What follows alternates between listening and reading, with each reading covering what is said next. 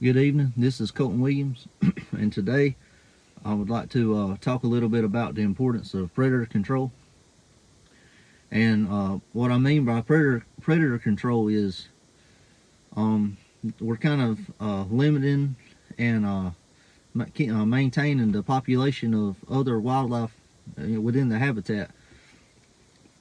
So every animal can get a fair, and an equal chance of survival. So what I mean by this is we go out there. I'm a part of the North Carolina Wildlife Trapping Association, and what we do is we go out there and we set traps and we hunt these predators like coyotes, bobcats, foxes, stuff like that.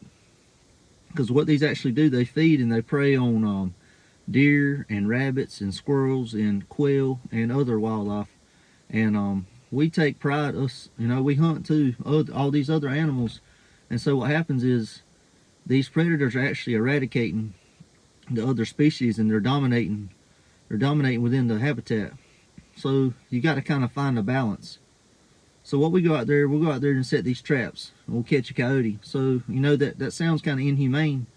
Oh, you got a coyote in a trap, you're going to kill him when you get there. Well, not necessarily.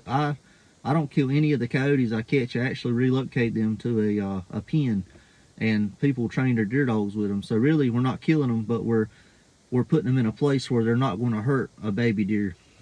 Because I've actually experienced when I was deer hunting, and I've seen coyotes. I walked up on them eating quail and stuff like that. A bobcat will love a quail.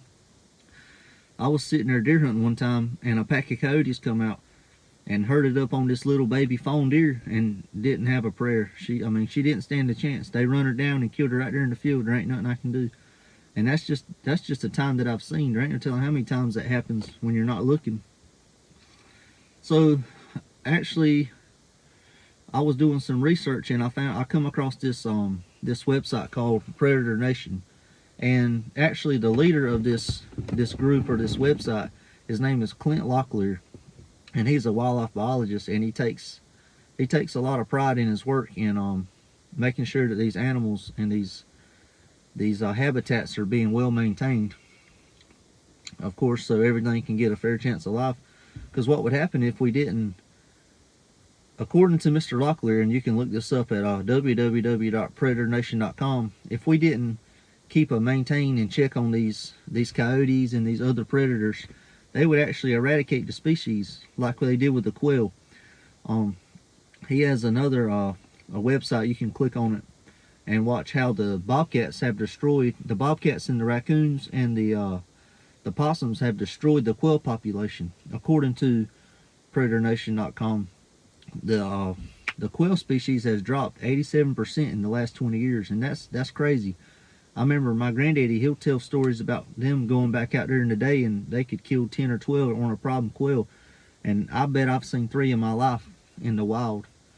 And I'm out there every day, and I live and breathe hunting. I'm in the outdoors, fanatic about the outdoors. So what actually happens is when we go out there, we find these bobcats, and we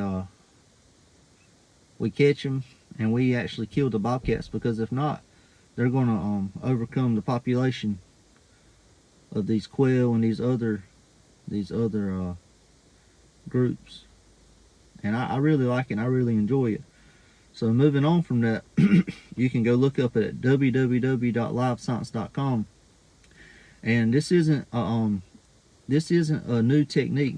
Like the Indians and people before us, Vikings, they used trapping as not only a way of survival, but a way to like I said, keep a check. Because if we don't preserve what habitat we have left, then come years later in the future, we might not have another species like the deer population. We might not even be able to deer hunt because there won't be any.